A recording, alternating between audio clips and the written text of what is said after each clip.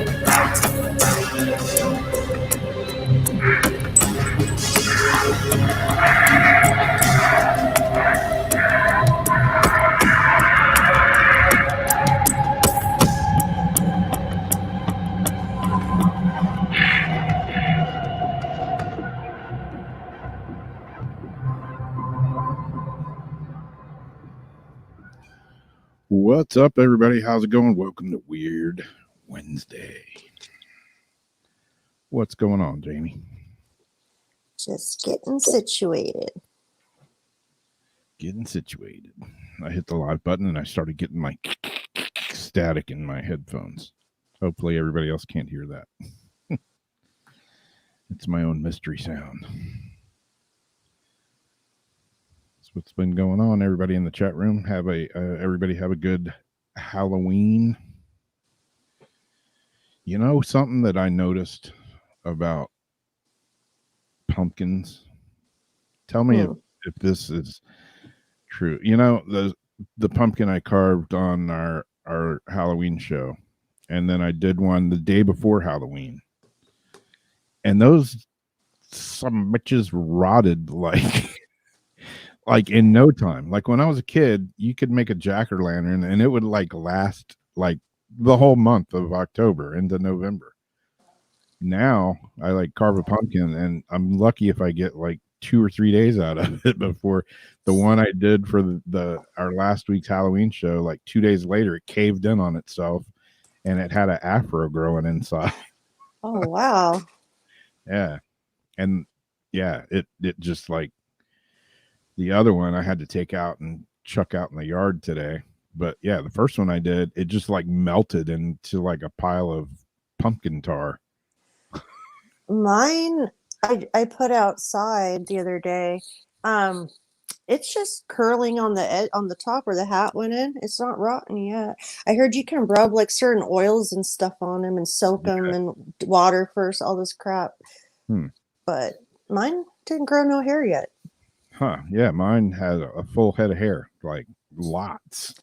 Chia. Yeah, it was like full on chia pumpkin. It was on the inside, you know, but yeah. The one just turned into a pumpkin glob. It was pretty disgusting. Luckily, it globbed itself. It fell off the thing where I had it sitting on my porch and it landed in one of my plumeria plants. Oh, no. Oh, fertilizer. Yeah, I'm just going to leave it there and let it be natural fertilizer. That's the one thing people said. Take your pumpkin to a composting place. No one's going to do that. Or throw it out in your garden. Yeah, it's in one of my plumeria plants. Now the other one I took out and threw under my cedar tree. I'm like, yeah, figure it'll Be good. Yeah, the first one, man, it had a full-on like egger suit growing inside it. So the hair was like an inch and a half long. Pumpkin facts. Yeah, when I was a kid, I'd make a jacket. There was this guy that used to make me this kick-ass jack-o'-lantern when I was a wee little kid every year, and the thing would last forever. I don't get it. Well, you are in Florida, and decomp is faster there. Yeah. But you said it was never like that before. No. I mean, that things would last forever. It's probably the way they're genetically modified now. I was gonna say, even the pumpkins they don't make them like they used to. They don't make that shit like they used to. They don't make it like they used to. I thought I had a picture of me when I was a little kid with my pumpkin, and I done misplaced it. Well, ain't that. I was watching something the other day about human composting out in Florida. These two gals have a human compost farm. They compost humans? Mm-hmm. Wow. And they have a nice little bed they put them on, and the lady they use is an actual, she's alive, but they demonstrate, and I don't watch the rest, but the way they compost people, and instead of burying them, it's like a compost farm. Bring out your dead. Oh, that's terrible. Breedenbird says white vinegar prevents that. Maybe I'll try that next year. Yeah, that's the other thing. Yeah. Yeah, because like I grew watermelons and stuff, in my backyard garden, and I had a watermelon that I picked. I mean, it's not a pumpkin, obviously. It's a watermelon. But that damn thing sat on my porch for like a year and never like turned to mush. Yeah, the old pumpkin. Not having it. You go to pick it up and your thumbs stick through. Yeah. Last year I got one of the ones that have all the little warts on them, not realizing each of those warts turn into like a mushy, rotten little blob. Yeah. You were telling me. That goes through like a tumor. So I pick it up and my fingers went gnarly. The snakes and gators eat the pumpkins they have outside. Damn, didn't know about that. Yeah, and that was another one. Throw it out for like the wildlife. Yeah. I used to have wildlife in my backyard, but not anymore. I put it outside and I thought, well, maybe the skunk or the possum might want to eat it. I took the candle out. Yeah. Basically, I just had to throw it away. I never did finish it either. Yeah, by the time, I started my second pumpkin, I started it at night. I had a band gig that I had to go to. Went, did that, came back. I finished it the next morning. And by the next morning, it was already shriveling up. I swear to God. That's BS. Yeah. I'm like, this damn thing's already shriveling before I even finish it. And it looked cool when you cleaned it out. Like it looked like a ripe pumpkin. Yeah. Should take it back to the store and say, I want my money back. I want my money back. My pumpkin shriveled. I put it in the cold water like you told me to, and it shriveled. Yeah, my second one. I'm sharing it to myself. Maybe. Yeah, it was my attempt at a dragon, but yeah, you can see like on its head, it's already shriveling. Oh no. Oh, get the picture up here in a minute. Maybe. Yeah, it like started rotting before I could even finish carving the damn thing. Like I did this part first, and it had all the little dragon things, and they're all like folding over and like sinking in. That's cute though. And how did you do the scales? Oh, it was a pain in the ass. Without fucking it up. A big giant saw blade and a hacksaw and a jigsaw blade and a knife, and yeah, it was a pain in the ass. And it started like sagging before I could even finish it. Saggy Pumpkin. Saggy Pumpkin. I had some Saggy Pumpkin action going on. But yeah, the first one that I did on the show that night, I couldn't even pick it up. It was just like pumpkin slop. And luckily, it fell and landed in a plant. So I hope it hurt the plant. Yeah, I know. It'd probably kill my damn plumeria now because it's toxic pumpkin. Well, I meant like if it fell on it and broke a stem or something. Oh, no, it's like 5-6 feet tall. So far, the silk tree's still living. That's cool. Well, I'm going to start my article.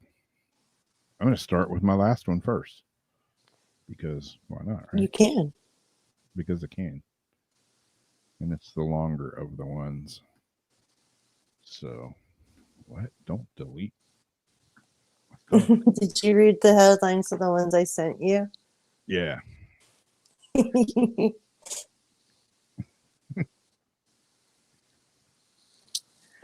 This one. Resurfaced Roswell letter describes fragile humanoids. This actually wasn't the one I was going to start with, but the hell, we're there now, so that's what I'm going with. A letter from the son of first-hand Roswell incident witness has been discovered among Stanton Friedman's papers.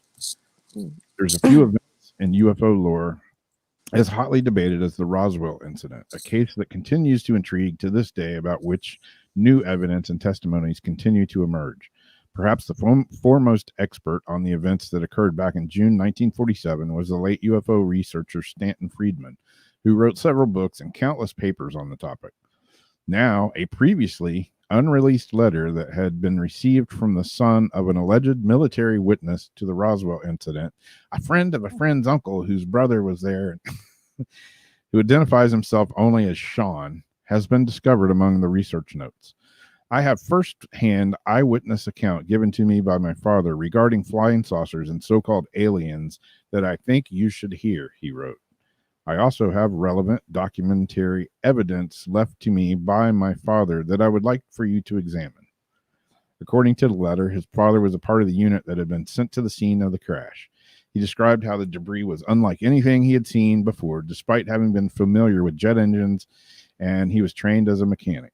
Everything was made of a strange metal alloy, what he called unobtainium, very light and strong. Sean wrote, some of the pieces could not be bent, while others were extremely flexible. There were no motors or moving parts at all, no propellers, no jets or nozzles. There were no visible cables, switches, gauges, vacuum tubes, or electronics of any kind.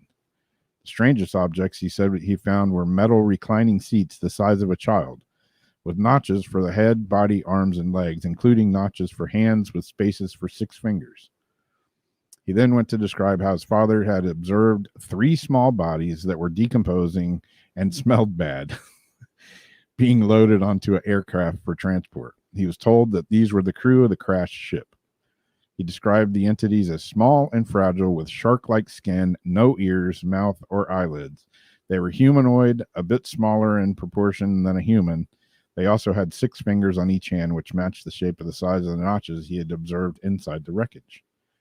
My father said he and the rest of the crew were immediately questioned by intelligence agents who ordered them to never talk about what they had seen, forcing them to sign a confidentiality agreement that would be enforced under penalty of treason. For many years, I've kept my father's secrets. He died unexpectedly a few years ago. Since then, I've wondered what to do with the information he left me. I think now it's time to reveal what I know. And it goes on to talk about it a little bit more.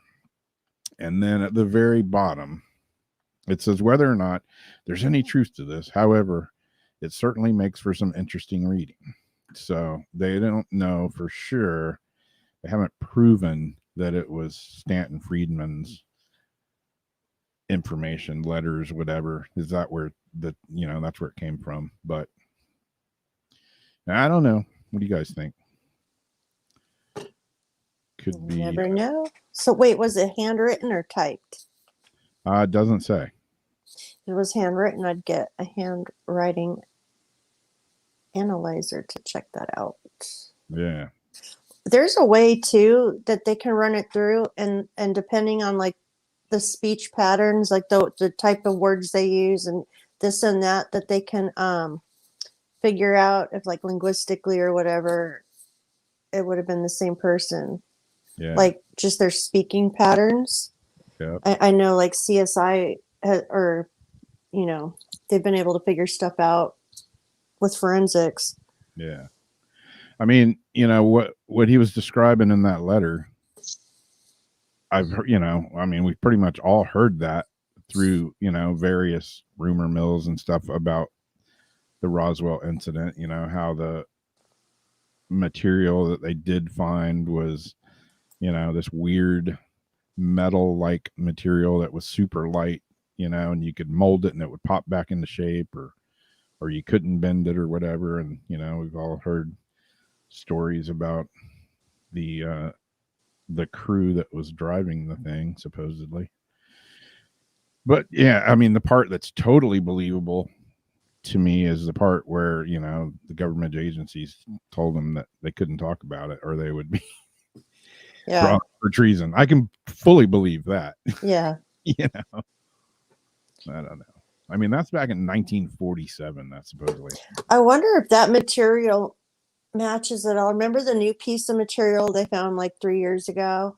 Yeah. And they hid it like in a few different places in Nevada. I think and they were able to figure out all of the metals except one. They said they couldn't figure out what it was. Yeah. And that's what was making me think, like, I wonder if that's what they do. Almost look like a heat coating, like something was on it for like a coating. Yeah. So well, maybe that's why they're always over our deserts and stuff like that. Like maybe they're harvesting our minerals. Yeah. For their stuff, and that's what they use us for, to harvest our materials. Our souls. Harvesting souls. Yeah.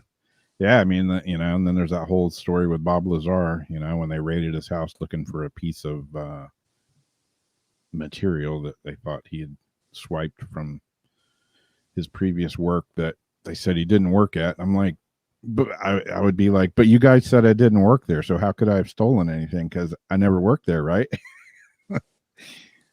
Oh, wait a minute. I did work there that day when I stole the material. Yeah, okay.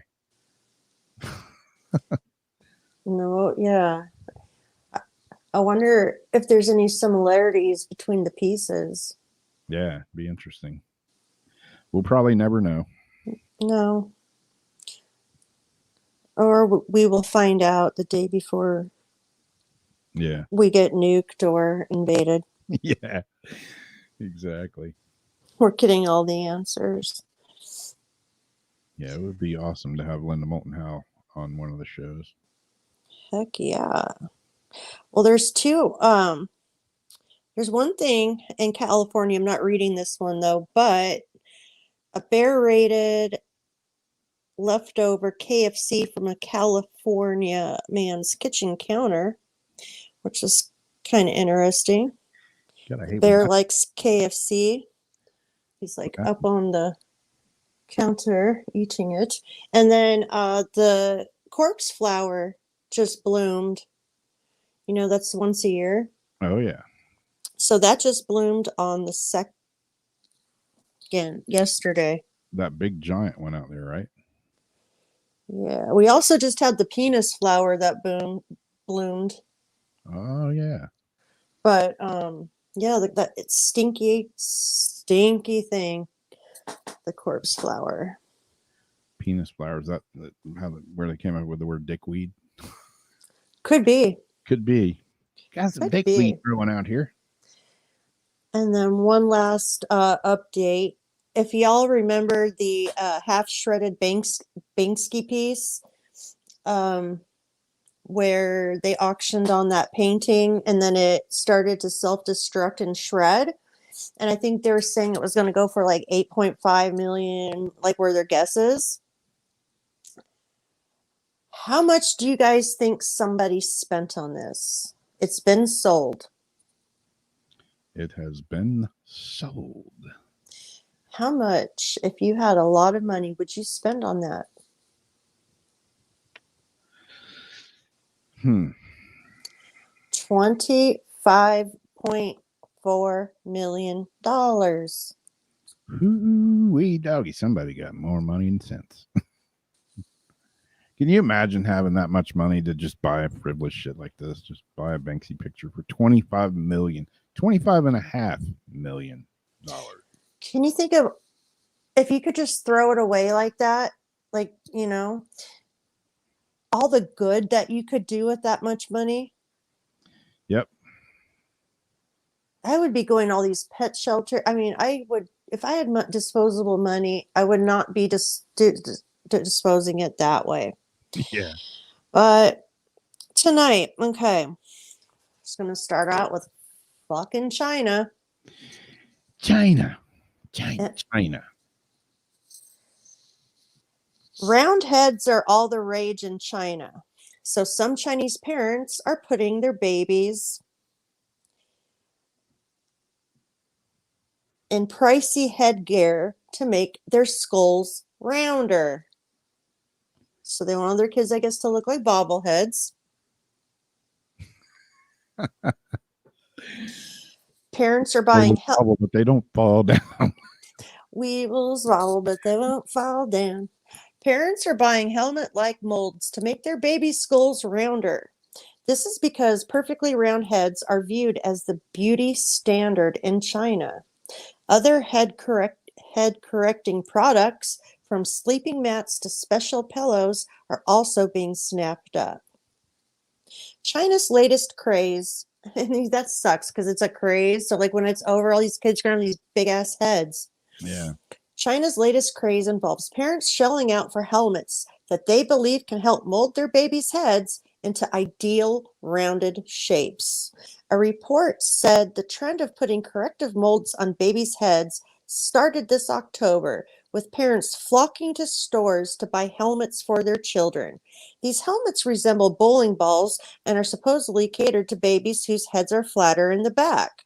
It's still developing.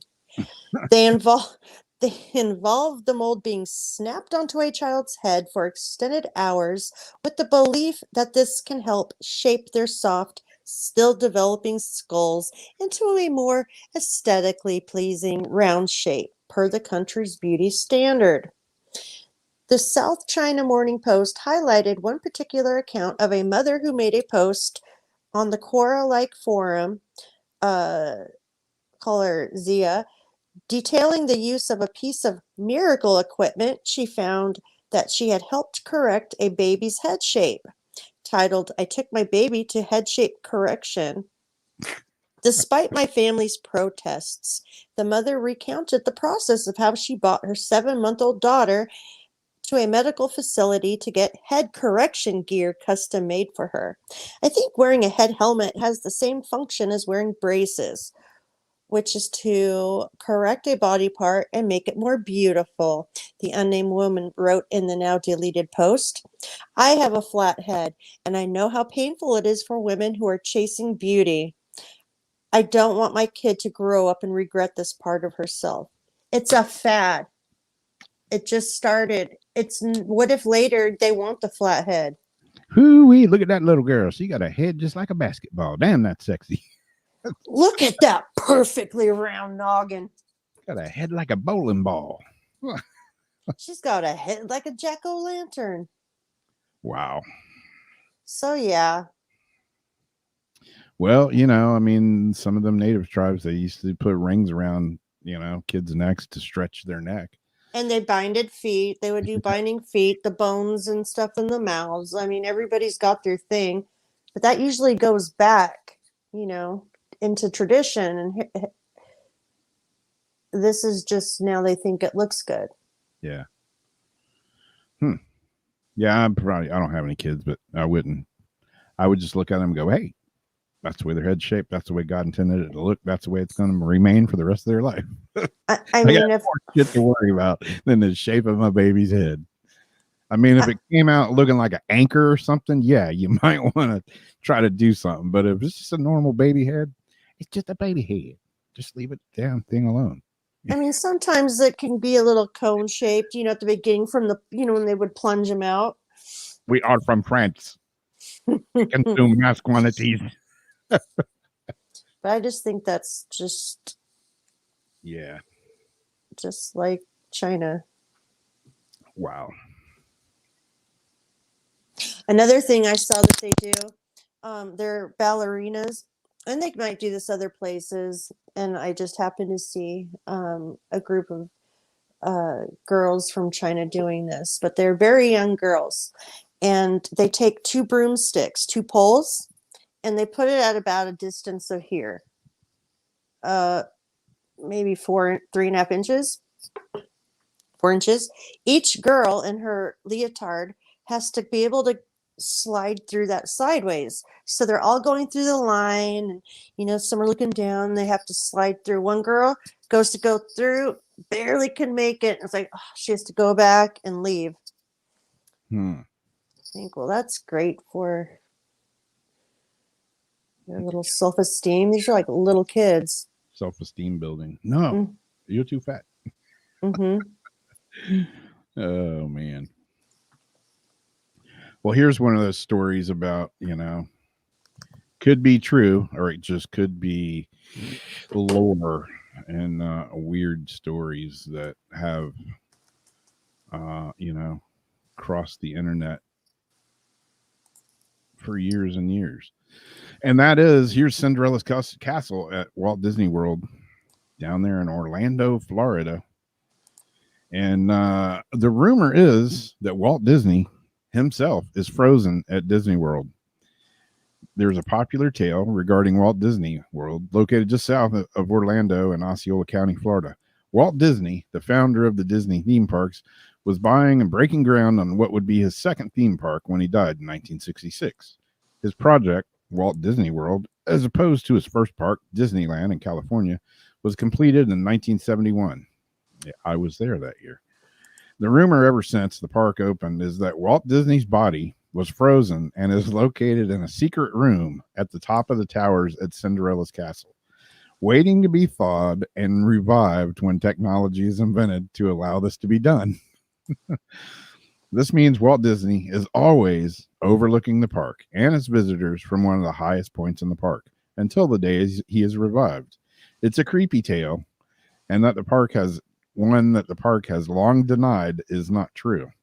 Yet, because of the top of Cinderella's castle is not open to the public, so no one can independently verify whether the story is true or not, the story continues to be told and believed by millions of park visitors that it's true from around the world. And right up here in the very tip top somewhere, they have a room up there somewhere that you can only get up there by invitation. It's like Cinderella's palace or whatever. And they were going to offer it like for rent, but supposedly they changed their mind and now you can only get it by like special invitation. But yeah, supposedly Walt Disney is in a frozen state. I believe it. Up there, and until they can, thaw him out and bring him back, like one of those creatures that lives in a dry lake. Hey, all they need is his head. If his brain, They can strap him to like whatever machine now, bring him back to life. The AI. Yeah, who knows? I hope they got good backup, because we do get a lot of storms here in Florida. It looks like a pretty cloudy, dark day this day. The picture was taken. The power could go out and old Walt Disney could thaw out. Well, I'm sure they got a backup generator in that shit. Yeah, I just picture Return of the Living Dead where they have them in one of those army canister, 55-gallon drums. This is USA of Army. And the gas comes out, Was it The Simpsons where they had the itchy and scratchy robots and all that came to life? Yeah. And started like tearing it up. Okay, so moving on. Are you done with that one? Yep. All right. So, can't remember what state this is.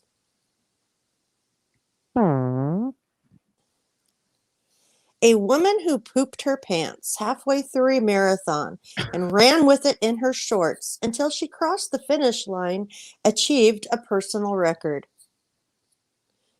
To keep her pace, Tamara relieved herself mid-marathon without stopping.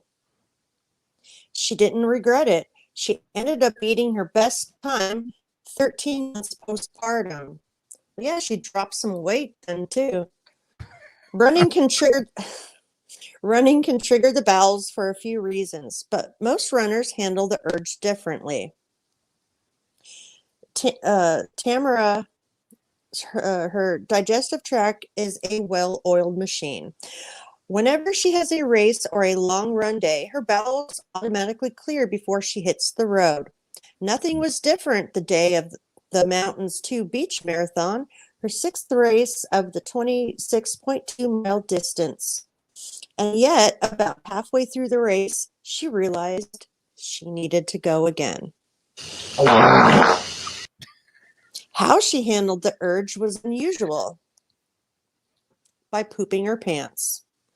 But she believes it served her well. She ended up achieving a personal record as well as legend status in her running circles. After having her first child, Tamara, then 31, was fueled by a new sort of mom energy. Some runners say they become faster after giving birth. Training was going really well. I knew I was in really good shape, she said to an event planner in Sacramento.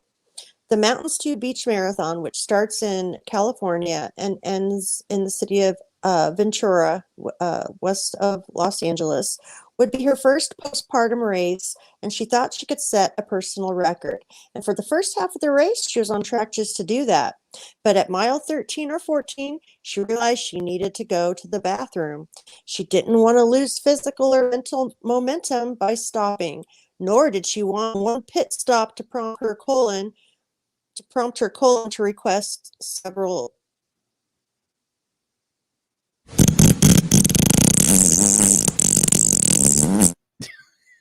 I think that meant several more. I thought I don't know if it's possible to poop. I thought I don't know if it's possible to poop while running, but I'll try, she said. I didn't want one poop to mess it up. So without stopping, she relieved herself into the built-in underwear in her shorts. Damn.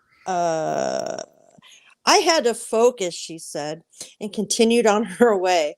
It just came out and I felt a lot better, she said. She didn't think anyone noticed, and she said she didn't give a shit if they did. Marathoners, Marathoners don't judge, she added.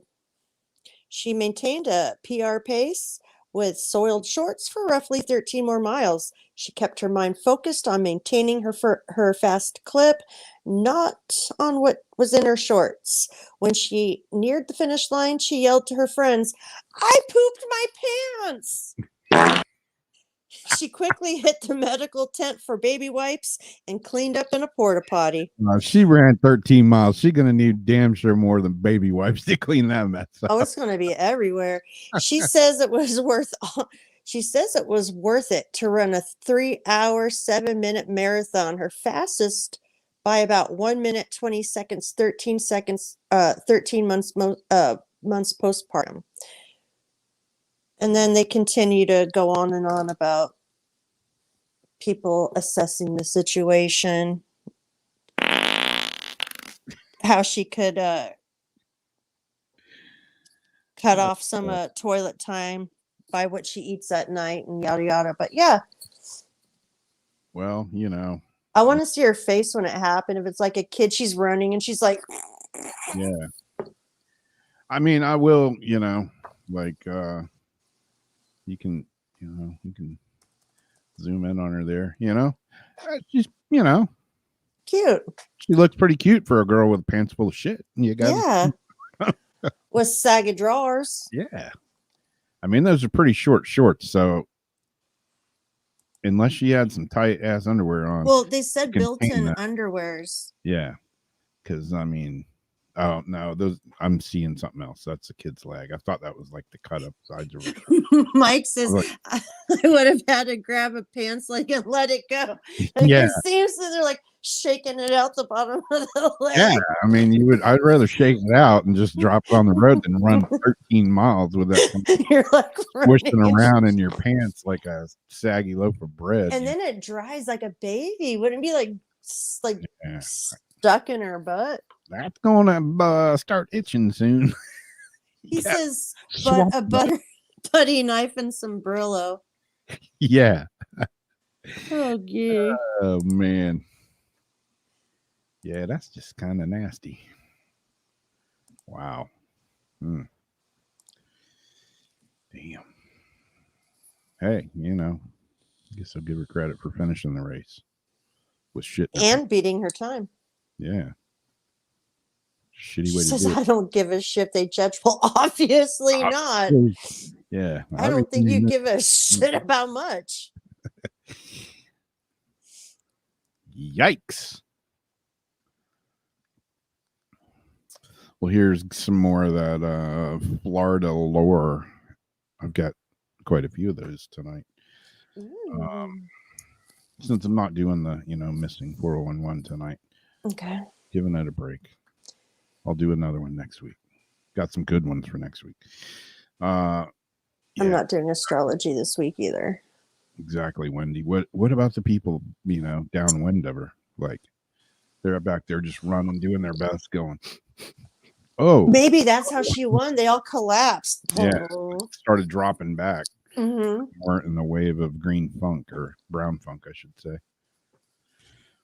Well, this one, I was looking up, different haunted places in Florida. And let's see. Do I have the article for this one? Maybe I do. Maybe I don't. Oh, man, ain't that a bitch? Ain't that about a bitch? I don't have the article for this one. Okay. So I'll do that one later. I don't know what happened to the article. Which article is it? Well, it was about the Apollo launch pad. But we were talking about this one a while back on one of the shows, and everybody seems to have one of these, at least nearby where they live. Spook Hill, the legend of Spook Hill. This is another one that's here in Florida.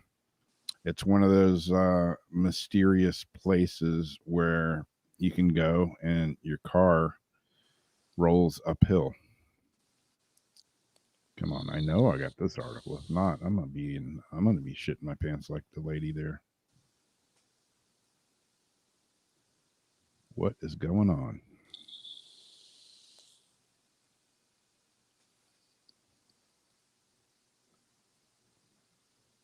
Man, my articles got all jumbled up. Okay, I'm just going to go with this one. I'll read it just half of here. Gravity Hill. A lot of people know about this hill in Lake Wales, Florida, where cars in neutral seem to roll uphill. Maybe some of you Floridians have been here. The legend states that a huge battle with Native American chief and a giant alligator took place in the spot. Indian chief and a giant alligator, ending in the death of both parties. A sinkhole formed in the area, and when the road was later paved, people noticed this strange phenomena. Gravity Hill, where cars inexplicably, defy the laws of science, lurk in every region across the Americas. Their locations are passed by word of mouth, and they're frequented by cruising teenagers or family out for a thrill after church. Spook Hill is somewhat unique in that it's officially recognized by the town and prominently marked for your uphill rolling entertainment. There's a large sign on North Wales Drive explaining the legend and how to experience the effect. They even have a line in the road. You can't see it in this picture. But then again, it says many years ago, an Indian village on Lake Wales was plagued by raids of a huge alligator. The chief, a great warrior, killed the gator in a battle and created a small lake. The chief was buried on the north side. Pioneer mall riders first discovered their horses laboring downhill, thus naming it Spook Hill. When the road was paved, cars coasted uphill. Is this the gator seeking revenge, or the chief still trying to protect his land? But yeah, it's actually a real place, Lake Wales, Florida. You can go there, and just like it says here on the sign, you stop on the white line, take your car out of gear, put it in neutral, and let it roll uphill. It's one of those weird It's places. it's not an illusion like those train tracks. It's kind of an illusion to spoil it, but it does. You would swear your ass is rolling uphill. I mean, you can even see in the picture, it looks like it's a hill. You know, there's one in front of it, but there's also one in back. And your car will actually, you pull up, park on that white line, put it neutral, and your car will start rolling backwards uphill. It's pretty strange. We have one out here, our two gravity hills. One is between two power plants in the back roads, and I think that has to do with it. And they call it Teddy Bear Tree. That's, something happened, kids got killed, and teddy bears in this tree. And you put baby powder in the back, and everything in neutral, and your car does start pushing. We checked it.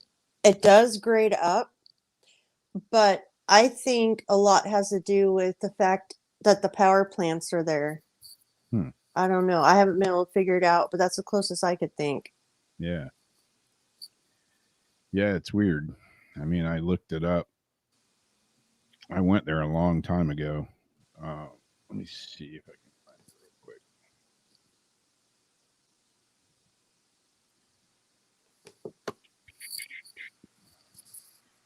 Of course, now I can't find. I find a list of gravity hills all across America. As Ariana was asking you who won. Between the Gator and the Chief, they both died.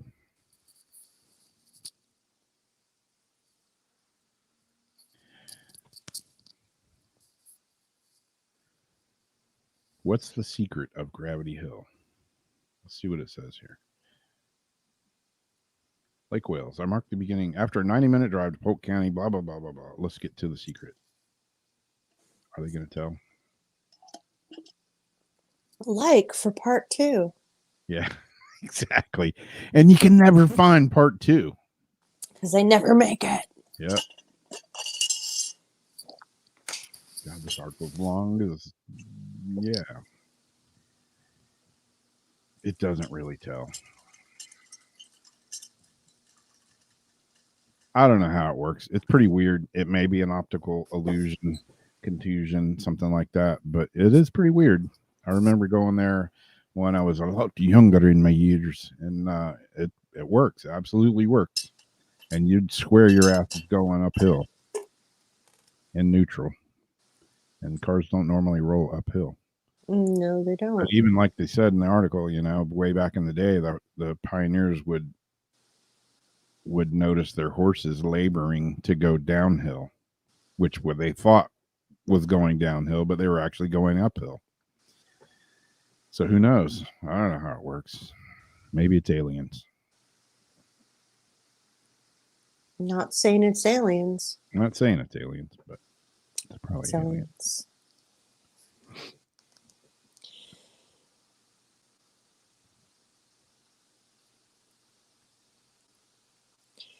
So this Halloween, a couple of people got in trouble. You want to do a good display that looks realistic and scares the crap out of people. But this display scared the crap out of people so much that the fire department got involved. And this is the one that has that little clip too that I don't know if you're able to get. Yeah, I meant to ask you earlier. Did it have sound? No, I took it out so we Okay. wouldn't get flagged. All right, cool. November 1st, a California family's Halloween decorations prompted calls to 911 about a house on fire, but the flames and smoke were merely a festive special effect. Carmen and Travis Long drew attention to their Riverside home, that's right by here, on Halloween when passerbys confused the orange lights in their windows and fog from a smoke machine for an actual blaze, and it does look like a fire. The display prompted calls to 911 from concerned witnesses, but the local fire department was aware of the display and assured callers it was all special effects. Firefighters were previously called to the Longs home to investigate the 2020 version of the display, which included a smaller scale fire effect. Watch, I don't want to say anything, but what if one day something did And they're like, Yeah. oh no, it's just the display. Yeah. The long said the faux fire, like the rest of their Halloween display, was inspired by the Disney's Pirates of the Caribbean amusement park ride. My husband stole the idea from the Pirates of the Caribbean at Disneyland, she told the TV. It's just satin cloth, an orange light, a red light, and a fan. The fire department said the Longs have a fire alarm system in their home that will alert the department if there is a real fire at the house. Yeah, like right there. I mean, that looks like damn. That looks like, yeah, when the fog came out, that looks like a fire to me. Yeah, that's pretty good right there.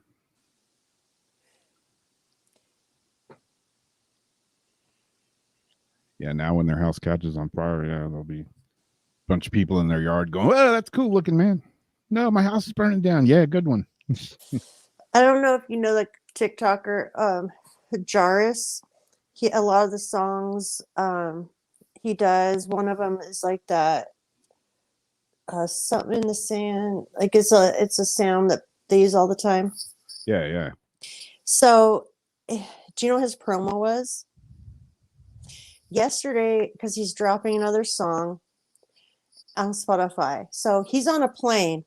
He's sitting there with his glasses and his mask, and he has it kind of tilted, and he's like, the plane's going down, and he's like, and he's sitting there looking scared, and he goes, plane going down. I'm gonna probably die before I know if my single tomorrow is gonna even make it. And people are like freaking out. And I'm like, where's the air masks? I'm like, y'all, do you really think that his last call would be to make a TikTok if he was really going down? Yeah, really. So I wasn't going to be a Karen and say, that's pretty fucked up to joke about plane crashes like or to scare the crap out of people like that, because it looked real. And then of course, like, I looked the next day and he was fine and the plane video was gone. But it's like, man, people will do anything for publicity sometimes. Yep. Like running a race and shit your pants and then tell everybody about it. That was my other question is, I could see somebody doing that. I'm sure it's happened way more than once, but why would you go on the internet and tell everybody about it? Yeah, because I mean, there's a reason, I guess, the underwear's in there, sewed into the clothes. Yeah. They're like, wait, where's so-and-so? They're like, see that swarm of a black above her? There's a fly. That's where she's at. Yeah. She didn't make the porta potty in time.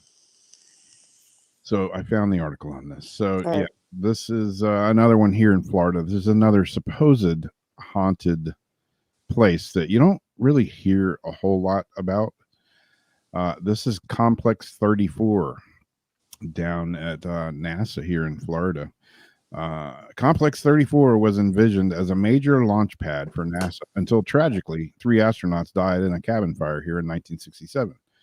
The launch pad was shut down and it stands as a memorial to the fallen astronauts. It was one of the Apollo flights or something. But paranormal activity has been reported here, from mysterious screaming to a sudden overwhelming sense of dread. It can be visited as a part of a special tour offered through the Kennedy Space Center. So this is one that I've lived here my whole life, and I've been to the Kennedy Space Center a couple of times, and I never knew about the haunted Complex 34 Apollo pad. So I'm going to have to go check it out. That's in Florida? Yeah. Maybe take my ghost box and go on the special tour. That would be fun. It was pretty funny the other day. I was talking to Sam and she was like, I think Nora's haunted. And I'm like, what? And she had her EMF meter, a little meter. And she's like holding it and she would put it on Nora and it would light up. And she'd take it away and it wouldn't. She put it back on her and it would light up. It was kind of strange, I gotta admit. Huh. I'm trying to Trying to think here. She didn't have like a phone in her pocket or anything. No, I'm sure she didn't. Yeah, nothing electronic on her. And the baby, even snaps and stuff aren't going to make an EMF meter go off. Yeah, it was strange. Curious and curiouser.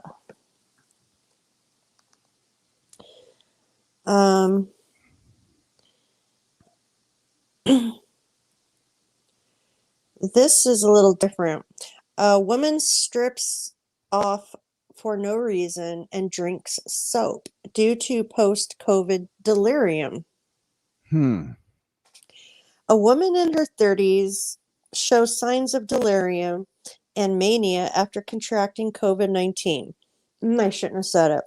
That despite her not being like Squid Game. Yeah. I legit almost flipped that chair. A woman stripped her clothes for no reason and drank body wash after contracting COVID-19, and experiencing bouts of delirium and mania. The woman in her 30s had no medical record of mental illness issues prior to her contracting the virus. While she was diagnosed with pneumonia, she only experienced mild symptoms of the illness, so doctors refrained from prescribing medication.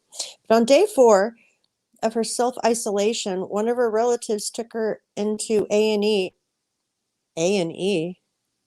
as they became, isn't that ER? Something like that. A&E is a TV station. I don't know. Yeah. As they became increasingly concerned over her unusual behaviors. Since her diagnosis 4 days earlier she was agitated, required less sleep, and had been talking excessively. The woman talked to people who were not there, something which suggests she may have been hallucinating. She also called to family members with the wrong name, and on one occasion stripped off for no reason. It was get naked. Woo! Party. It was when she drank some body soap, however, that her family decided she needed to be seen in the hospital.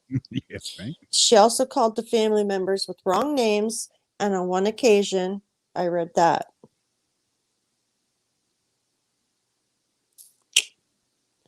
One of the doctors said on the day of the admission, she impulsively drank 100 milliliters of body wash, which was the final factor leading her relative to bring her to the hospital. The woman later told a psychiatrist that she had no intention of self-harming, and while looking embarrassed for what she'd done, she explained Say it. I just want to clean my insides out. She explained her reason for her actions, saying she liked the smell and the taste of the soap. Well, there you go. Perfectly logical explanation, right? Once she arrived maybe that's why she was stripping down for the body wash. When she arrived for testing at the A&E, the patient was tested by doctors, with her reporting to be briefly tearful, highly agitated, and kept wandering in the department and asking to go home. The woman's family had no record of mental health issues in her family, while she had never taken any alcohol or drugs and was a non-smoker. The article in the BMJ further reports how the woman also appeared happy while talking to a psychiatrist after attending A&E, and was said to want world peace. Although she had slept poorly for several days, she was not tired. She had a lot of religious ideas, believing she had a special superpower from God that she could give to others. Her family confirmed these ideas did not come from her normal beliefs. She was diagnosed with that thing. They're calling it the C19 pneumonia, like COVID pneumonia, I don't know, while also showing signs of delirium and mania, neither of which are usually associated with the virus. Wonder if the virus kicked, like she had something else dormant going on with her, and then the virus like kicked something into gear. And Mike had a good question up there. Did she have the vax? They didn't say. Yeah, didn't say. That's a good question. Yep. Yeah, I know. I personally know some people. Vaccination or no vaccination. I don't care what people want to do. Oh, accident and emergency. Yeah, if they want it, fine. If they don't, fine. I don't care. But I do personally know some people that had some very, very bad reactions to it. Not that that means anything, but yeah, they're speaking out now because the one girl I know had some really bad reactions to it. But yeah, eating soap, drinking body wash, that's not normal. And I can say, like, when I had the coof or whatever we're supposed to call it, since we can't say the word, our Facebook will get their panties in a wad.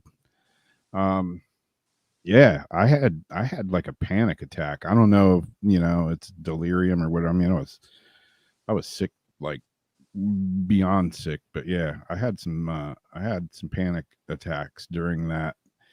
And afterwards, I still have like fog brain, like bad. And my freaking hair is still falling out. I'm going to be bald soon. Just going to shave my head off. But yeah, I've definitely had, we were talking about smell the other day. Mm-hmm. Like, yeah, my smell's back. No, I was testing it today, and it's definitely not back as good as I thought it was. I can smell stuff, but certain stuff I can't smell at all. It's weird.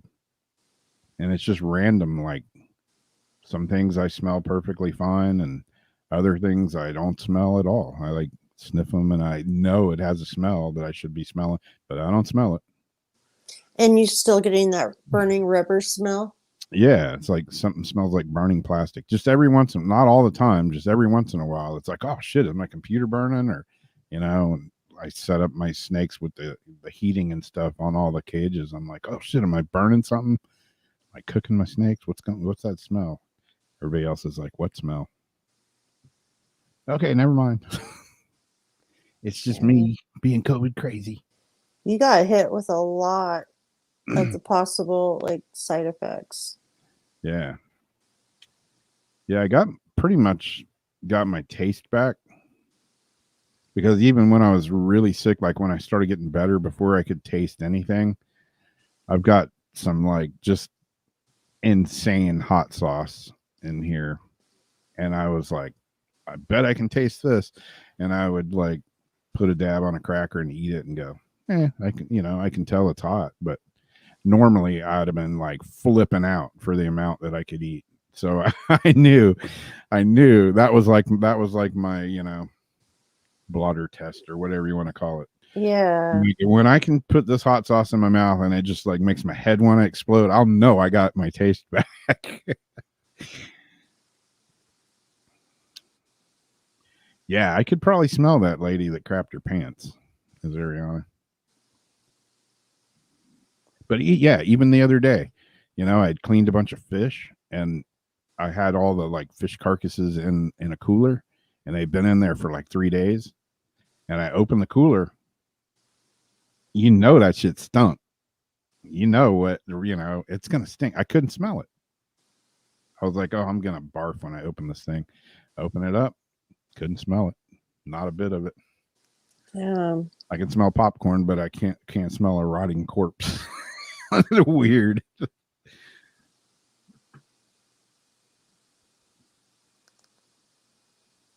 But yeah, I've heard some other weird stories about people that have had the coof and had weird reactions. I don't know anybody that's drank body wash, but plus your hair turned colors like a lot quicker too. Oh yeah, I mean, look at all the gray everywhere now. It's like, yeah, when I got in my hair for a while, got like straw. It was ridiculous. I get in the shower, wash my hair, put a ton of conditioner in it, get out of the shower, and I just have a big bird's nest that would take me like an hour to brush my hair. So once I got all that over, now it's just falling out in handfuls. This is the thinnest my hair has ever been. It's kind of freaking me out a little bit. Yeah. We're going to figure something out about that. I figure, what the hell? If it keeps falling out. Are you rubbing coconut oil and stuff in it? I've tried all kinds of stuff. I'm taking biotin now. And I have biotin shampoo and conditioner. It's slowed down a little bit, but it's still like, I mean, there's like a ton of hair right there just from doing that. So when you're in the shower and you take your hair, if you have it in a pony or anything, but when you take it out and you're in the shower, do you end up with like a crap load at the bottom of the shower? Or do you just like pull? Yeah, I can sit there and do that and just pull handfuls of it out. And there'll still be some down there, huh? Yep. And then when I get out and brush my hair, there's like the whole brush is full of hair. It's weird. I don't know if it's coof related. But yeah. A lot of people had it. Biotin. Yeah, exactly, Debbie. I could go clean up dead bodies and not be able to. I wouldn't even need to wear a mask. I could just walk in there, bareballing it, and scoop them up. Ew, gnarly. But yeah, Zerion, I'm taking biotin. Also have biotin shampoo.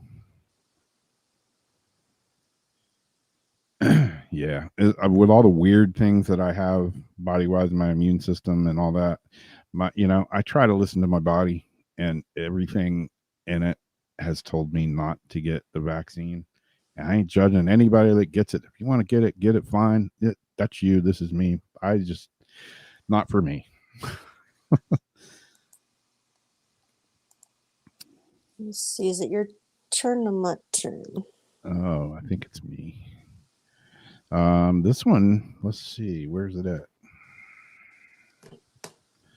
This one's down there. I think Debbie's in here.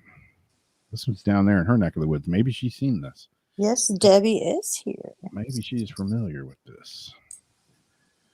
Let me see if I can get a picture up. It's another one of those weird Florida spots. Grave in the road. Ooh. We got graves under the road here. And then you got, over there heading towards Orlando, you got the dead zone with people buried under the road. But in New Smyrna Beach, Florida, there's a strange sight to see on Canova Drive.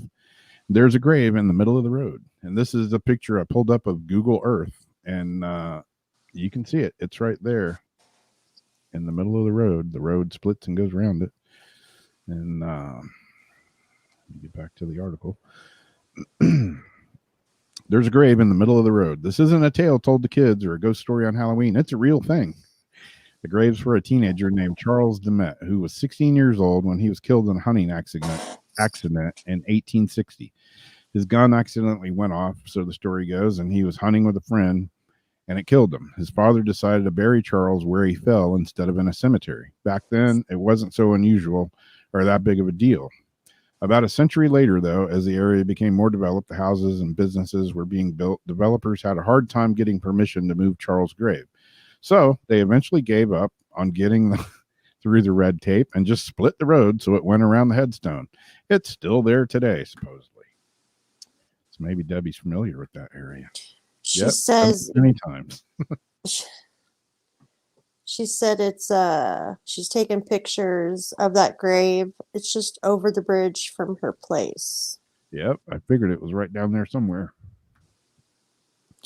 Right now she's in Kentucky.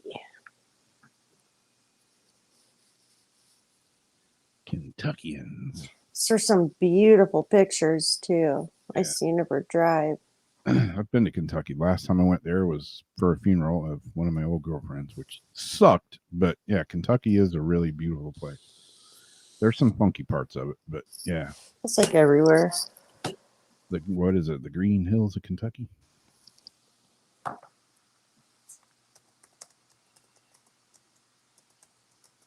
Wolfie's in the house.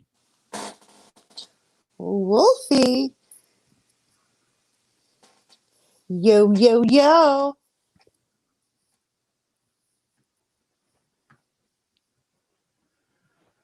Thought at first you said whoopee. Whoopee. Whoopee. Like Whoopi Goldberg. Don't even want to get started on that. Okay, so now it's my turn. Yeah, it does get chilly up there this time of year. All right, so going back with the Halloween decorations that are so scary, it terrifies people. Police pulled someone over because their Halloween decorations on the car were a little bit too scary. Police in British Columbia said a driver was asked to remove the Halloween decorations from his car after a message reading, "Help me," was determined to be a little too scary. Officers responded to a report of a suspicious vehicle parked near an intersection and arrived to find the car had been decorated with fake blood and the message, "Help me," spelled out with duct tape. Police spoke with the vehicle's owner, a 36-year-old Fruitvale man, and asked him to remove the spooky decorations. The man agreed to remove the duct tape after police explained it was a little too scary and might cause more calls of concern to the police. It calls more Karen calls. Yep. Hey, I found out how Karen originated. Really? Yeah, it's because people always getting in, worrying about others' business, caring about what people are saying, caring about this, caring about that. Stop caring about what I'm doing and worry about yourself. Karen. There you go.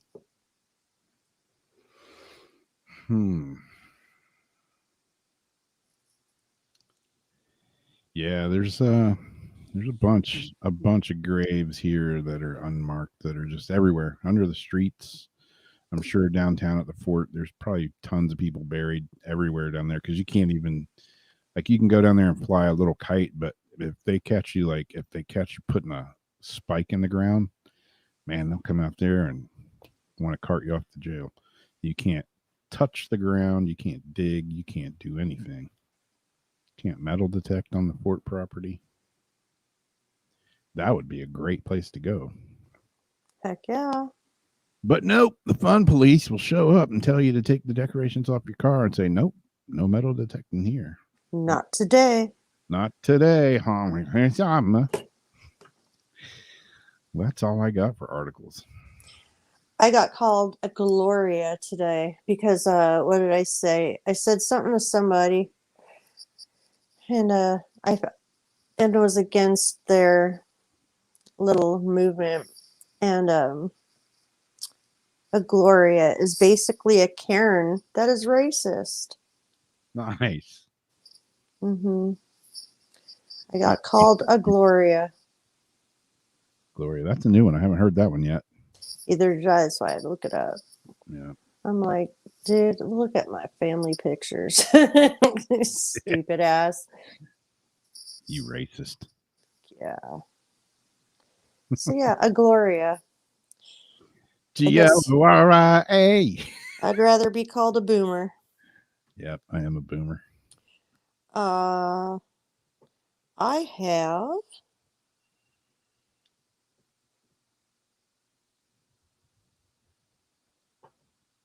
people just like to throw that out when they got nothing else to say anymore. And you're a Trump supporter, you're a racist, you must be this and you must be that. Yep. Yep, you got me. You got me. That's what I am. Got anything else? So last one. If you guys have heard of Rat King, a gruesome rat king said to be omen for impending plague caught in a rare sighting. And this is a trip. A gruesome rat king said to be an omen of impending plague, has been caught on camera. I didn't do the video. In an extremely rare encounter. A rat king is crowned when several rodents lock tails and become entangled. The stomach-churning phenomenon was recorded near a place where vet Johann found a squirming ball of rats in his mum's chicken coop. For superstitious medieval villagers, the Rat King was an omen of looming disasters and was particularly associated with plagues. Johann said he was enjoying a quiet morning when his mum called him in a state of distress after seeing the grotesque ball. He said, I was making the most out of a quiet morning in Tartu when my mother phoned me, sounding quite upset. She had gone to feed the birds at the chicken coop when she saw a bundle of rats at the entrance as she opened the door. When the shock wore off, she went to investigate and tried to remove them from her way, but they were firmly stuck to the ground. And Johan's mother had found 13 of the rodents tangled up, an ominous number. Andre of the National History Museum, who had documented a previous encounter with a rat king, agreed to take the specimen. He said 2 of the 13 rats were already dead. Rats within the Rat King are sentenced to death, he said. Even if they manage to escape the narrow burrow, they can't move around normally, can't move to find food, and are completely unprotected. Their survival depends on concrete circumstances. Usually they survive after the first encounter. Usually they survive until the first encounter with a cat, dog, or human. To kill the Rat King is the usual reaction of people when they see one.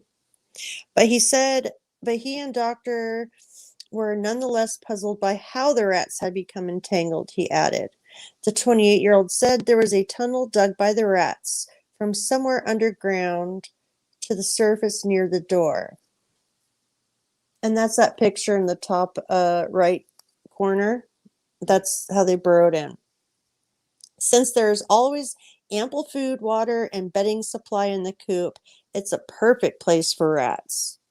Maybe they clumped together on the surface to keep warm since it was the first day of autumn that the temperature went below 0. And some of them tried to enter the tunnel and all got stuck. No. In my opinion, the tunnel itself was too small in diameter for the rats to emerge from below as a rat king. The doctor said the rat kings seemed to be an extreme rare phenomenon with only 60 cases in almost 500 years of recorded. So in 500 years of recorded history, 60 cases. However, he added, it was possible that most rat kings were never found or were disposed of with being reported. I can't see behind the thing, or that reports of them were never acted upon. Ultimately, the museum decided to euthanize the Rat King to end the suffering of the animals trapped within. Well, I would hope so. They couldn't just take them apart, though? I don't know. I could have fed them to my snakes. That'd be like one of them things the kid, like a pinwheel, the kids, like a candy necklace. Doctor said, we counted all possibilities, decided it was more humane to euthanize the rats than increase their suffering by amputating their tails. It was impossible to untie the knot. Damn, their tails are hard. Besides, what would we do after we amputated the tails? Rats can't survive under normal conditions, and nobody wants these pest animals in their house. On the contrary, people regularly kill rats with poisons and traps. These animals can't be kept in ordinary cage as a pet and usually never become tame. The specimen will now be kept at the museum. Yeah, they just wanted to keep that specimen like that, is what I think. It's pretty weird. I think they could have untangled the tails. Yeah. I think if they put them all put them out, they relax, they could have gotten the tails apart. I've had hundreds and hundreds and hundreds of rats that I've raised. And I ain't never seen them, their tails get tangled up like this. No, I didn't think they could. And I've had pet rats. I've had food, feed other rats. Yeah. I used to raise mice and sell the pinkies to the pet store. Yep. And their tails don't even get stuck.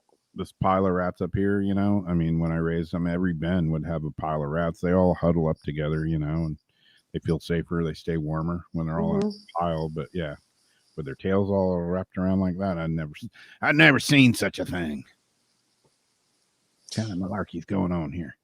Well, we are having all the different crazy stuff happening in our solar systems and weather changes, stuff like that. Maybe the rats just sense something. Yep. Who knows?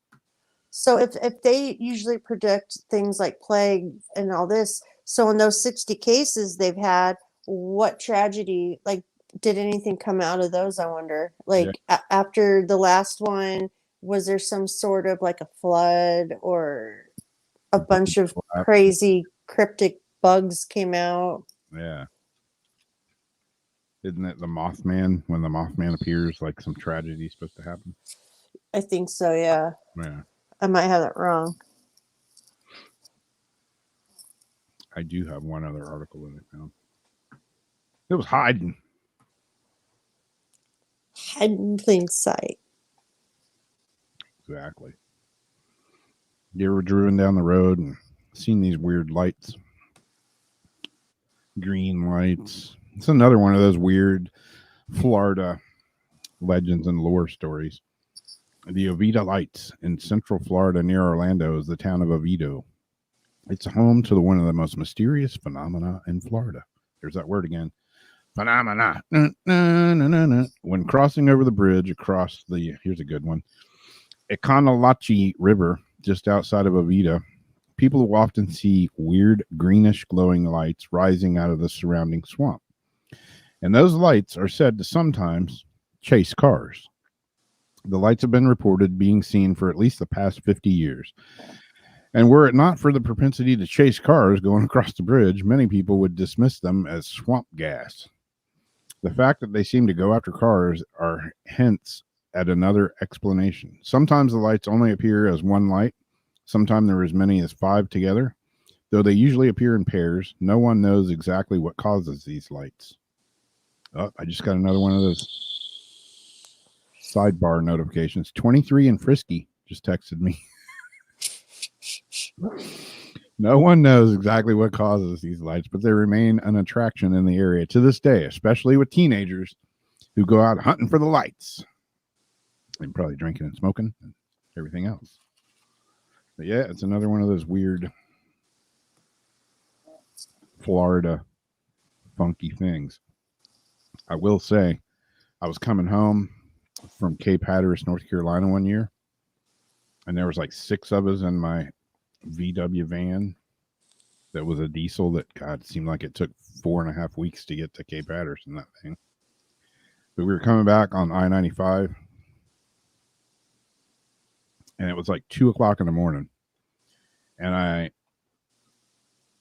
saw this. It wasn't green. It wasn't like swamp. It didn't look anything like this picture, but it was this super bright flashing light, and it was like coming out of the woods. And I'm driving along, and my girlfriend was awake. Everybody else was in the back of the van, all crashed out. And I'm like, hey, do you see this? And she's like, yeah. And it was like, it was in the woods, but it was like keeping up with us. Like, it was cruising with us. And it seemed to be getting closer. And it was just this poof, poof, like a beacon kind of light. And it was super bright. And I ended up pulling off the side of the highway, and because it stopped, I pulled off the side of I-95, and I wasn't the only one that saw it because everybody else woke up in the van. They're like, "What's going on?" I'm like, "Check this out," and there was like cars pulling over to left and right, and everybody was like, taking pictures and stuff, and I have no idea what the hell it was. And then, as we were just all sitting there, like being amazed by this thing, it was like, doosh, doosh, boop, and it just went out, totally black. No explanation for it. I don't know. Could it have been a UFO? I'm not saying it was aliens, but it could have been aliens. It was weird though. But yep, in Oviedo, Florida, they got green lights that chase your cars across the bridge and stuff.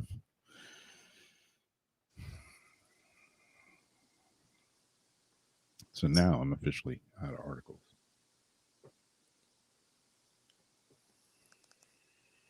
Did you see it a story?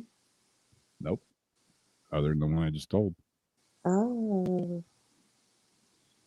Yep. Debbie's mom's named Karen. Jamie's got a cat named Felicia. She can always say, "Bye, Felicia." And I do.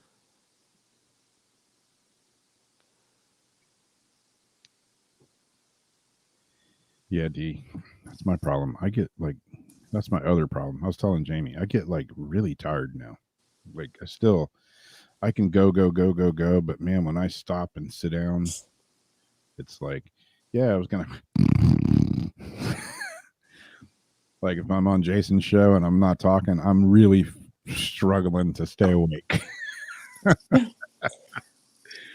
I don't have an actual astrology, but I do have some of my notes. Some of November's forecast coming up. Let's see, today's the 3rd already. Well, yesterday Mercury left its shadow period. Okay, so the 4th, Scorpio is going into supermoon, highly sensitive and a time for new beginnings. November 5th, Venus enters Capricorn. It will remain for a long period here due to upcoming retrograde. Pay attention to themes around love and money. November 11, and that again will be the 1111 numerology code. You are in a state of alignment. Great day for manifestation work. On the 19th, we'll have our partial lunar eclipse in Taurus. The first in a new series of eclipses brings a release. Highlight relationships with abundance and the environment. The 21st Sag season begins. The 30th, Venus sextile Neptune. Harmony flows through the cosmic skies. So those are some of the things we have to look forward to there. I think I had something else I saved. So I was going to put them all together today. Did we notice anything weird happen with all the solar storm that we had? Yeah, I didn't see much out of that. Just headache. I had like the headaches and the dehydration and not sleeping good. I guess Biden shit his pants during that, but yeah, I don't know of anything else weird that happened. I don't know. This week breaks down the moon phases. Today, waning crescent moon. They tell in Libra, they say to work on your home or your mind and body. Tomorrow, it's a new moon. In Scorpio, transform, release, renew, and set your intentions. On the 5th, in Scorpio, direct your obsession into your intentions. The 6th in Sagittarius is a waxing crescent. Cultivate love and expression. And then the 7th is a waxing crescent, a time of growth and creative expression. My fishing calendar says tomorrow is supposed to be an excellent day. And then tonight is the end of Mercury's shadow. Tonight, expect change in all you've been through. Relief, happiness, and blessings are here. Lifts barriers, cleans blockages, finds solutions, dissolves sadness.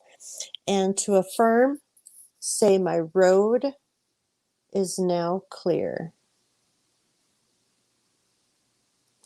The 2021 new moon in Scorpio will usher a brand new era in your life, financing and healing journey, November 4th and 5th.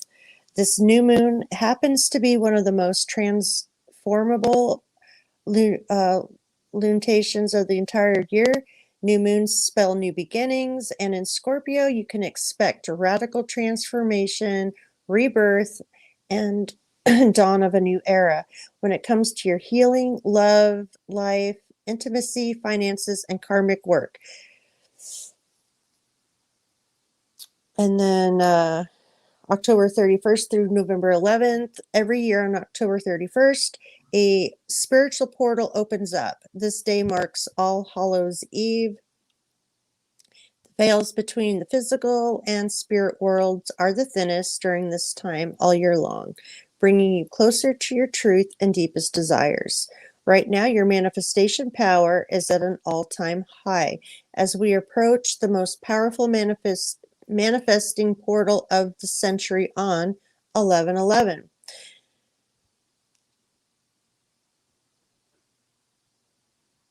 And this last person says, tonight, November 3rd, Mercury ends its post-shadow retrograde phase in Libra, bringing a sudden positive shift of events. Understanding, love, forgiveness, release, and harmony. Problems will be solved, anger will be released, and blockages will be cleared. Claim it. Sounds good to me. Had some anger issues today. And yesterday and the day before. And the day before. How did you handle it? I went and played music. Very good. Yeah. Yeah, claim them good vibes. Well, I got some cards I could do. Let's do it. If anybody wants some cards, I was going to do them last week. It's the Halloween Oracle deck. It's a little late. Halloween has. It's never too late. It's never too late. You know, every day is Halloween here. So yes, I think everybody will agree.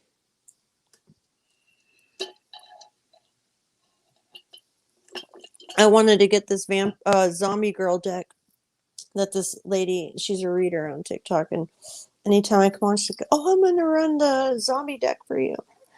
I want to check it out. Cool. All right, Debbie wants a card. Wendy wants a card. These are weird cards. Some are good, some are bad, some are weird, some are creepy. They're Halloween Oracle. All right, I'm gonna try to write people's names down. You said Debbie and Wendy? Yeah, it looks like Debbie would like a card, please. Wendy, Azariana, Royal. So here we go. If you want a card, put a thumbs up. Same with YouTube. This is for Debbie. You have gotten the Eternal Love card. Two skeletons holding hands.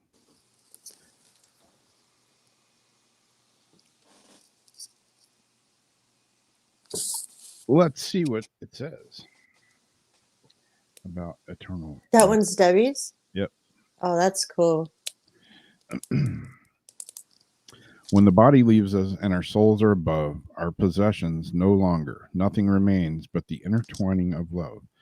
All of us are the product of millennia of love. Our parents, and ancestors by blood and ritual all have some way created the DNA that weaves throughout our bodies. Love, in fact, powers life and death. When most of us first encounter death in our lives, we experience grieving too, and in some ways that feeling could be described as an absence of love in the absence of that person or being.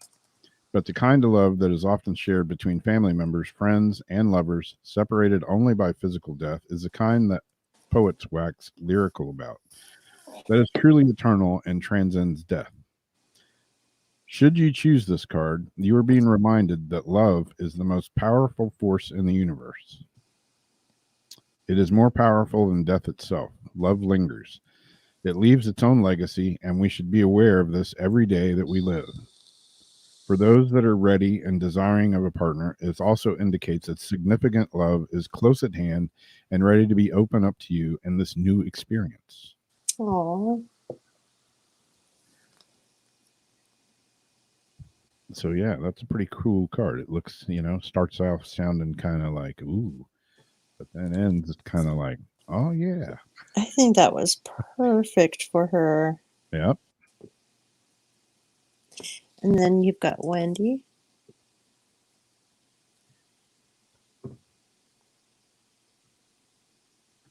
Those views she was showing, the pictures Yeah. of her view are just gorgeous.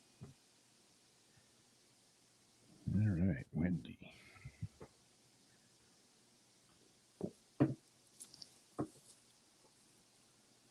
It is the owl card.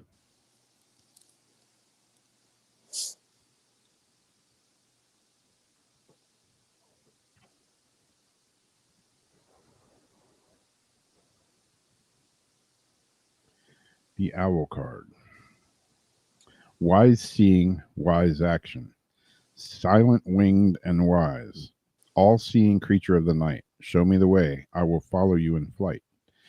Owls have for thousands of years been part of folklore and have been considered a special or sacred animal. With their huge forward-facing eyes and otherworldly appearance, they have been seen both as wise and harbingers of the supernatural. There are many hundreds of species of owls, and almost all are nocturnal and carnivorous.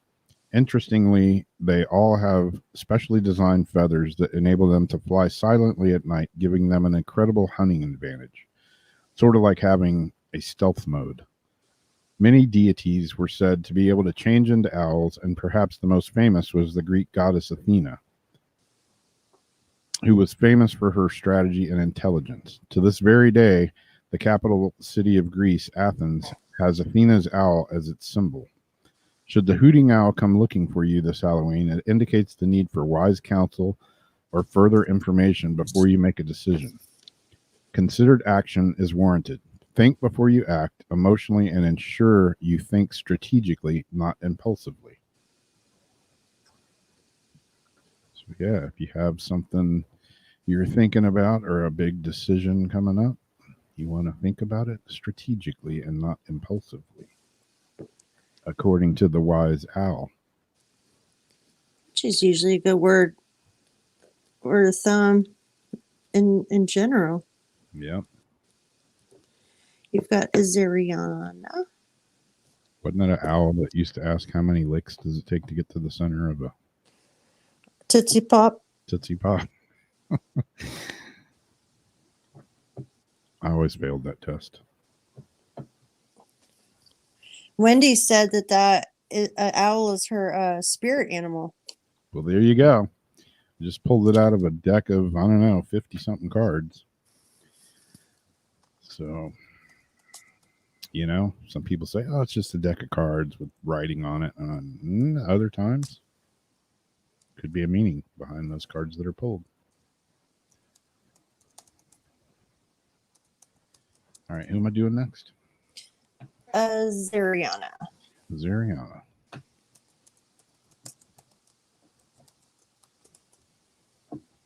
One of these cards just popped out of the deck by itself. Let's see what it is. It is the Night Song. Hidden Talents.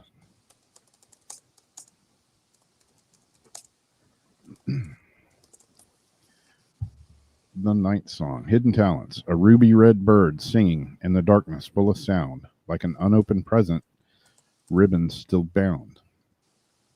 A bird singing at night is an unusual occurrence, and those birds who are known as singers of the darkness are almost always considered sacred or frightening. From the operatic nightingale through to the hooting owl, hearing a bird that you cannot see weaving its magic through the night sky has captivated humans for millennia. In the past, at Halloween time, a night that the veil between the worlds was said to be the thinnest, these night birds were considered either omens or messengers of the gods.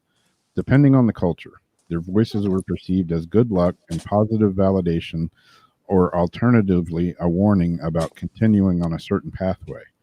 In some mythology, the night bird, was able to direct us towards discovering our talents and true purpose, a kind of a guide in the darkness leading us to the dawn. Should this beautiful but shy bird sing to you by appearing during your divination, you must unwrap the present of yourself. Look, some of the gifts within you remain unopened. The time has come to step into your true potential and claim all possibilities for yourself. There's no more time to waste, no more excuses. So yeah, if you have a bird singing to you in the night, you might want to take note.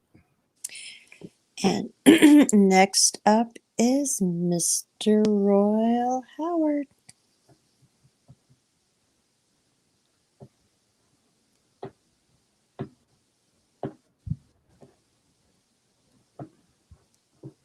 And here we go. Skull of Flowers. Creating through the ashes.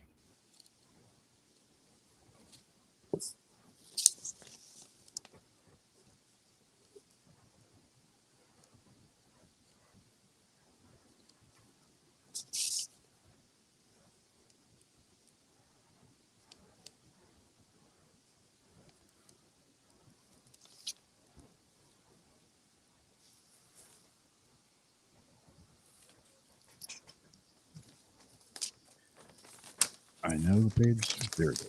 Thing was hiding from me. Skull of Flowers, cutting through the ashes.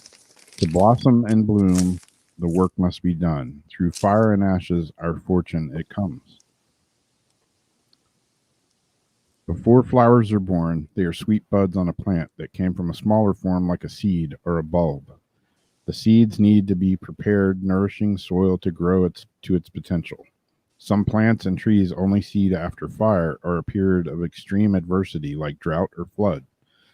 Sometimes we wish for a life different from the one that we have, and that can mean radical change. Sometimes to have that new life, everything falls apart to make it so. And that can be uncomfortable.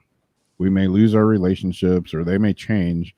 We might lose a job, have to move a house, or become ill.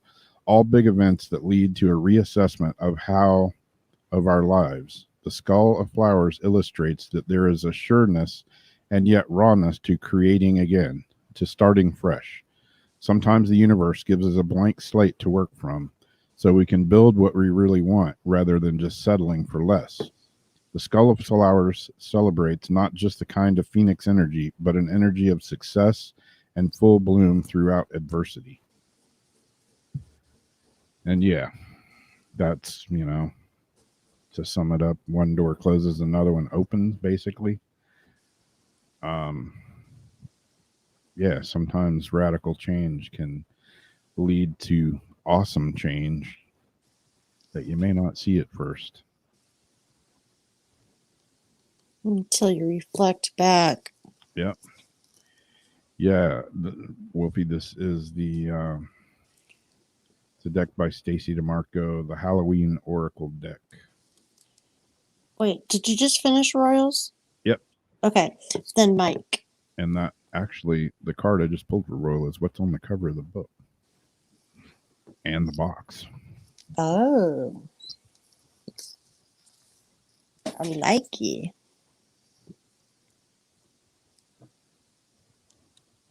You have Mike and then 3 more after. He said that was so perfect. Said Royal.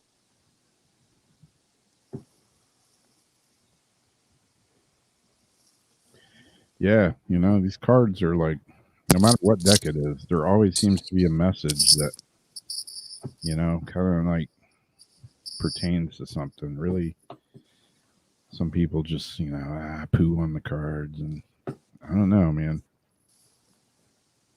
I've usually found that the cards don't lie.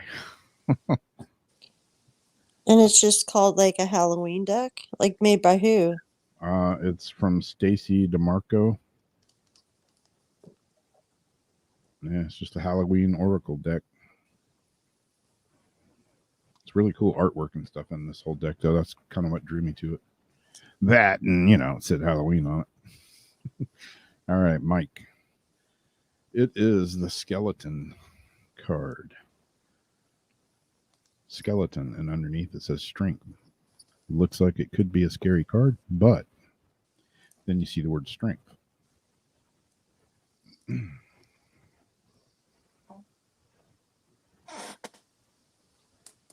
So what it says about skeleton, strength. On the outside is flesh, on the inside is bone. There is strength and vulnerability, and power we have grown. Halloween is a scary festival. It's meant to frighten. We are meant to feel release of being pleasantly scared. We trick or treat, even though we know that someone may surprise us. We watch horror films knowing they will scare us. We even dress as skeletons and have no flesh at all, and their bones are there for all to see. In short, we show our vulnerability at Halloween and our strength in facing our fears too. There's incredible strength in showing vulnerability. It can often be the bravest course of action and the most frightening. More often than not, it's a powerful catalyst for personal growth, even though we may not be able to perceive this at that time. By showing our true selves and displaying some balanced vulnerability, we can seek and receive greater understanding from others. By admitting that we are wrong or we don't have the solution when we're expected to, we leave more room to turn things around faster. By asking for help and support rather than acting as martyrs and feeling resentful shows strength and wisdom, not weakness. Should the skeleton card bring itself to your attention, dare to show strength and vulnerability if that is what you really feel. Shame, pride, grudges, or embarrassment are hefty burdens that need not be carried through the darkest of nights.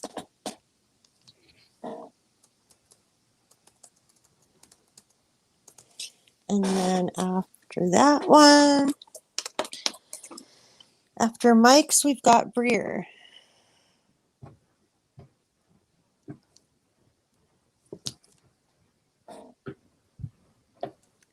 Oh, I found the deck.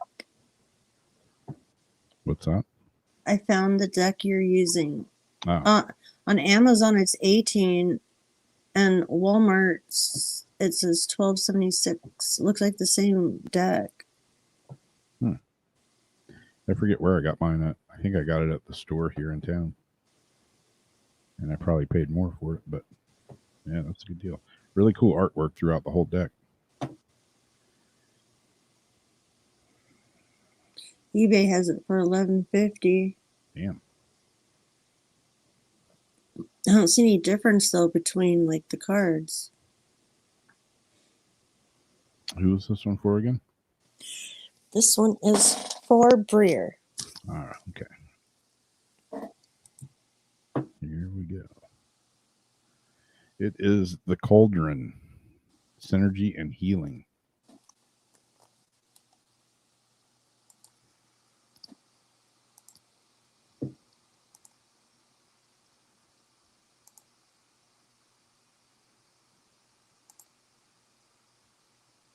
The Cauldron says, when all things come together, under pressure, flowful synergy, a new thing is created, a crucible of infinity. A typical depiction of a witch sees her standing over a boiling cauldron, slowly stirring the bubble in mysterious contents. As she stirs the enormous metal pot over the raw flames, she cackles and incants commands to all the elements, transforming the contents into something magical. Cauldrons were commonly used in ancient and medieval times for everything from the nightly meal to making medicines. The family crucible was usually placed within the hearth of the home, making it an essential part of the gathering gathering of family. Much healing and nourishment came from the cauldron. Should you receive the cauldron card, it indicates the importance of combining a variety of techniques or elements to get the best results. Do not put all your eggs in one basket. Refuse to choose just a single rigid pathway when a variety of ways are there to be enjoyed and experienced. You can find your own ways to create something new. The cauldron is a deeply transformational tool. Things change once they are put under pressure. Resilience is being cultivated over time, and this means that you will be able to withstand any negative pressure much more healthily from the inside out.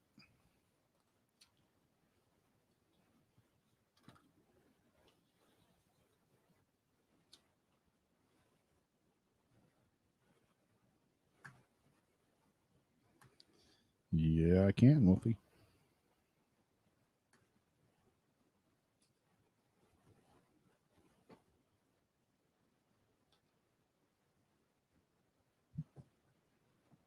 Cool.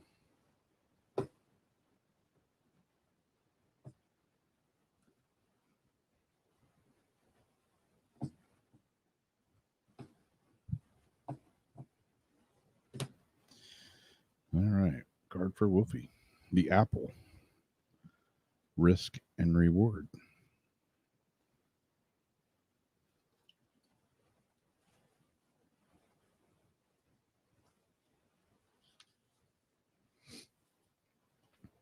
Apple.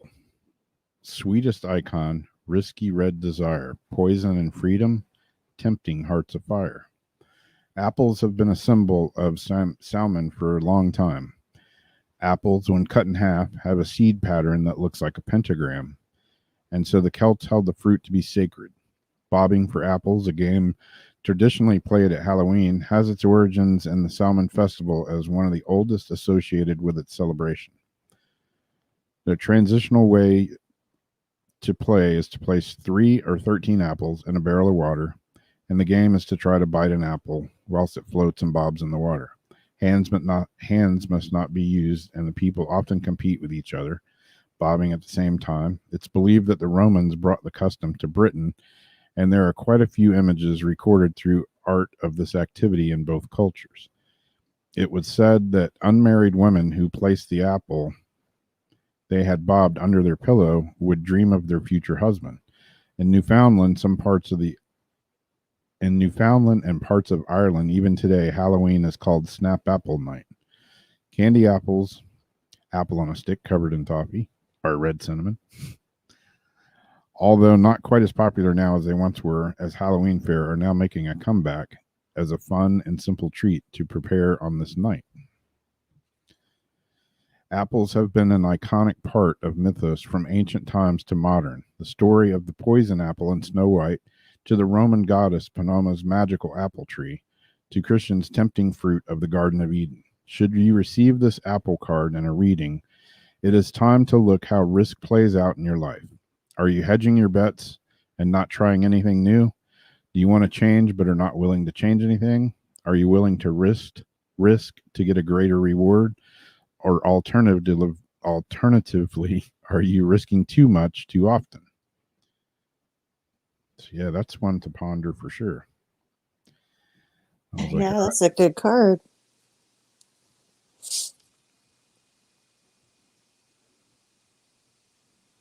Yeah, I never knew that bobbing for apples had such a history background as it does. Oh, and then some. And then some. Of course, you can't do it nowadays. Or can you? I don't know. Right now, I think we can, but shoot. Yeah. Someone gets offended. Next up, we've got John. Cool.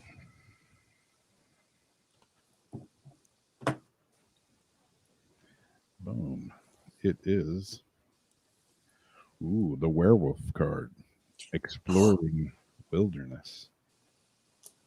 Oh, I almost got it. I thought, wait, Wolfie got the werewolf? No, John got the werewolf. Exactly. Bobbing Verona. It's kind of weird though that I mean, I've always known apple seeds, form a pentagram, but considering that was like the forbidden fruit, and you know how like God has put all these messages into our food, like the carrots look like eyes and the grapes like a heart. Yeah. It's like, why did the apple get a pentagram in it? It was kind of strange. Little sus. Yeah. Luminosity triggers it. A wild moon rises. Pain and blood and fangs, fur and howling and wolfen guises. After a painful, excruciating, bone-jarring struggle against the change, the man releases to the magic, howling, unrestrained under the full moon. Now the half-man, half-wolf rises up, snarling, and goes looking for blood. Yes, we all know the power of the werewolf. At the end of the European witch trials, an intense interest in werewolves developed, and folklore tales and evolved to become the stuff of horror stories. Fairly consistently since then, the Wolfman or Lycan has featured regularly in tales both oral and written. Of course, during the last 100 years, there have been many hugely popular movies, including American Werewolf in London, and themes and books such as the recent Twilight Saga series. The werewolf is a kind of shapeshifter, but one that has traditionally had little control over his wildness. In a way, inner battle between civilization and wild animal, nature fights inside the one body. The vitality, strength, and freedom of the animal versus the reason, control, and intellect of a man.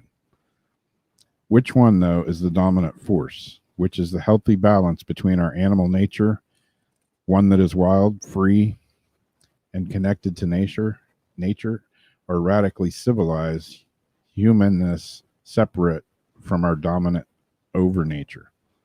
The werewolves ask to consider this balance and delve into our own ideas of wildness, independence, and custodianship of the planet. When is the last time you spent all day outside? When is the last time you threw your head back and howled at the moon? I did that just the other night, actually. Do you quash the vitality and curiosity of your body and mind by sitting all day in front of a computer? The werewolf challenges you to weave a balance between nature and your own nature.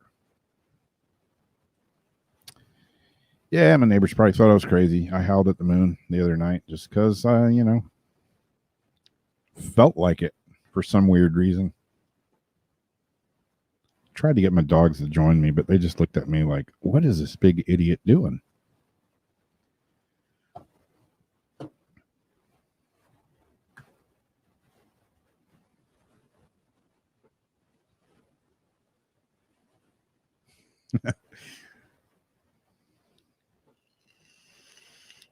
Exactly, Whoopi. Is that everyone? We got like 5 minutes left. Wolfie still has a card. I did one for him. Oh, you did? Yes, I did. Well, I had him at the bottom of the list. I know. I jumped him in front of the line. Oh, so did you do John? Yep, that was the last one I just did.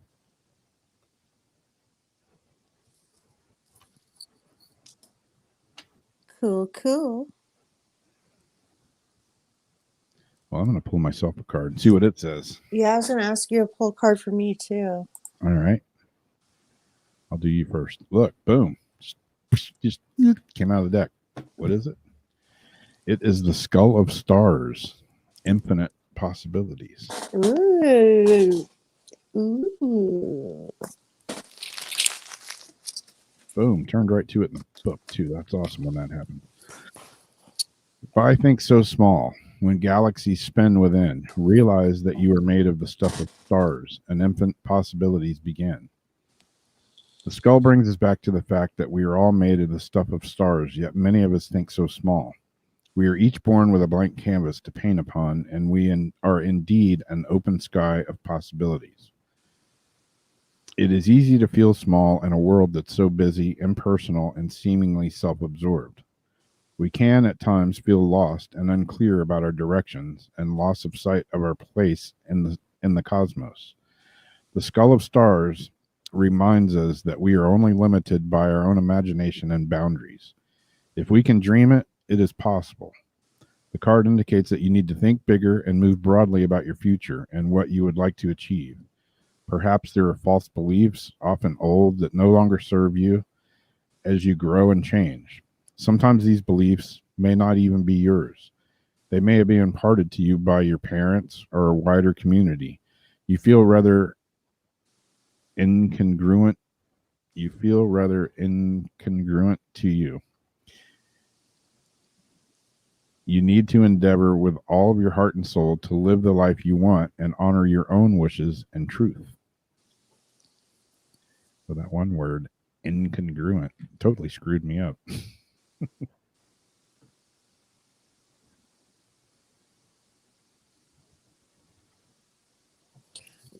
I always like post those things like we're just, we're all stars with human names. Yeah.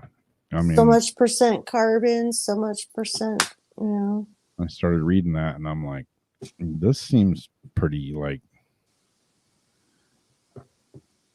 perfect. Yeah. I'll say.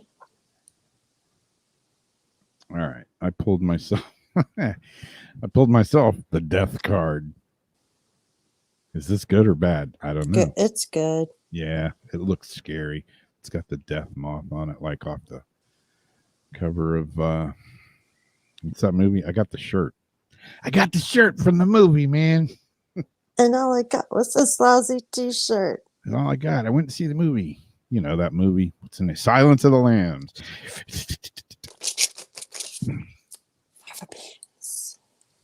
Fly back to school, Clarissa.